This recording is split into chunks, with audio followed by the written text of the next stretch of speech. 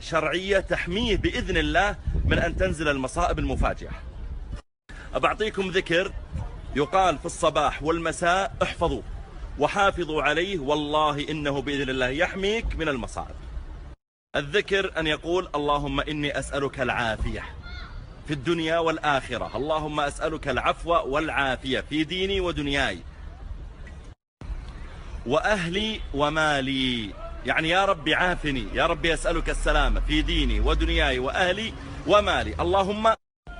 اللهم استر عوراتي وأمن روعاتي، اللهم احفظني من بين يدي ومن خلفي وعن يميني وعن شمالي ومن فوقي، وأعوذ بعظمتك أن أغتال من تحتي.